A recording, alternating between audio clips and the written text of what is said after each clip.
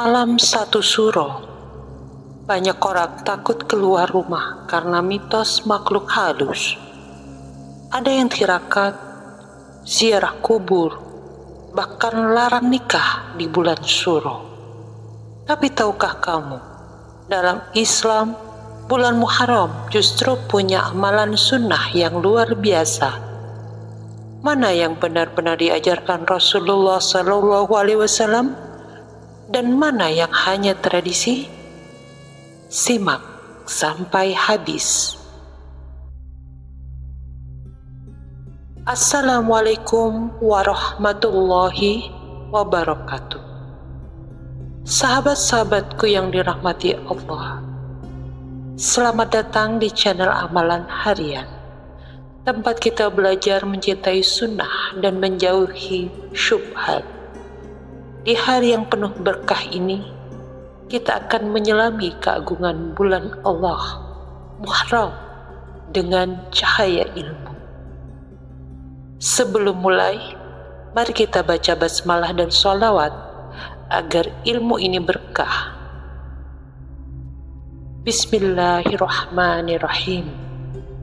Allahumma sholli ala sayyidina Muhammad wa ala alihi sayyidina Muhammad.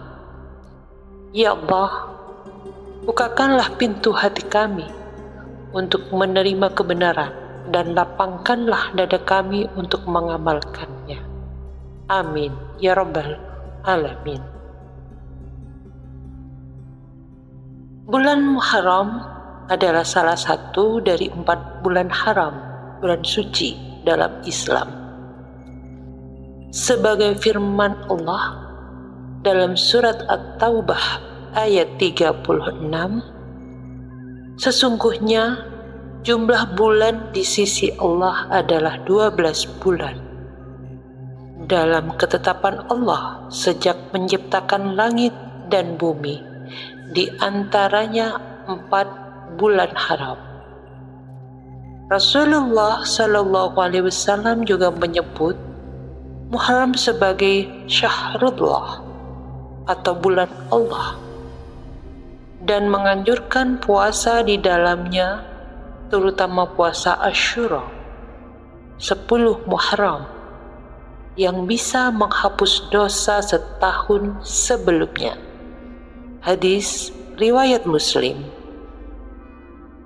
Lalu bagaimana dengan tradisi Jawa seperti tirakat, sesajen, atau pantangan satu suro?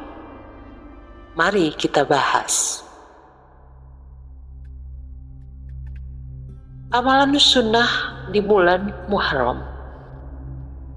Yang pertama adalah puasa Asyura 10 Muharram. Berlandaskan hadis Rasulullah SAW, puasa Asyura menghapus dosa setahun sebelumnya. Hadis riwayat Muslim. Ini bermakna bahwa puasa ini adalah bentuk syukur atas kemenangan Nabi Musa atas Fir'aun. Pahalanya sangat besar, tetapi dosa yang dihapus adalah dosa kecil, bukan dosa besar yang butuh taubat khusus. Yang kedua ialah puasa Tasu'a 9 Muharram. Landasan hadisnya adalah Rasulullah SAW berpuasa pada 10 Muharram dan berniat puasa pada 9 Muharram tahun berikutnya untuk menyelisihi Yahudi. Hadis riwayat Muslim. Apa hikmah yang diambil dari hadis ini? Hikmahnya adalah menghindari tasyabuh atau menyerupai ritual Yahudi yang hanya berpuasa pada 10 Muharram. Yang kedua adalah menunjukkan keunikan syariat Islam. Yang ketiga adalah sedekah dan memperbanyak ibadah. Landasan adalah Keutamaan bulan haram termasuk Muharram disebut dalam tafsir Ibnu Katsir, surat At-Taubah ayat 36. Bulan ini adalah waktu ideal untuk memperbanyak sedekah, sholat sunnah, dan membaca Al-Quran. Amalan sunnah akan dilipat gandakan pahalanya di bulan mulia ini. Yang keempat adalah taubat dan hijrah spiritual. Konsep hijrahnya di bulan Muharram ini adalah bulan pembuka tahun Hijriah, simbol perubahan menuju kebaikan.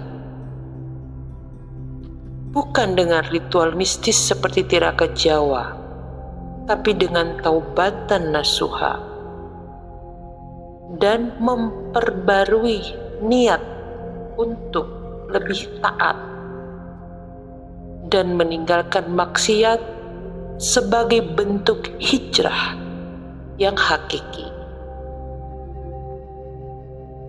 2. Ritual Jawa satu suro yang perlu dikritisi. 1. Tirakat dan pantangan tanpa dalil, seperti larangan keluar malam, tidak boleh menikah, atau mandi di sungai. Yang kedua, sesajen dan ritual syirik. Memberi sesajen untuk penunggu tempat bertentangan dengan tauhid. Ziarah kubur yang berlebihan. Ziarah boleh, tapi meminta berkah di kubur adalah syirik. Hadis riwayat Abu Dawud. Mitos kerbau Kiai Selamat. Tidak ada tuntunannya dalam Islam. Bisa jatuh pada khurafat. Yang ketiga adalah mana yang boleh kita lakukan. Ini yang sangat penting yang harus kita pahami. Tradisi budaya boleh selama tidak melanggar syariat. Misal, kirap kerbau sebagai seni, bukan ritual. Hindari keyakinan bahwa ritual tertentu bisa mendatangkan berkah atau menolak bala. Gantikan dengan amalan sunnah, seperti puasa, sedekah, dan zikir. Muharram adalah bulan mulia, tapi bukan dengan mitos dan ritual tanpa dalil. Mari isi dengan takwa, bukan takhayul. Seperti hijrahnya waktu. Hijrahlah dari kebiasaan yang tidak sesuai syariat. Yuk, amalkan sunnah Nabi, bukan sekedar tradisi. Jangan lupa like, share, dan subscribe untuk konten Islami lainnya. Barakallahu fikum. Assalamualaikum warahmatullahi wabarakatuh.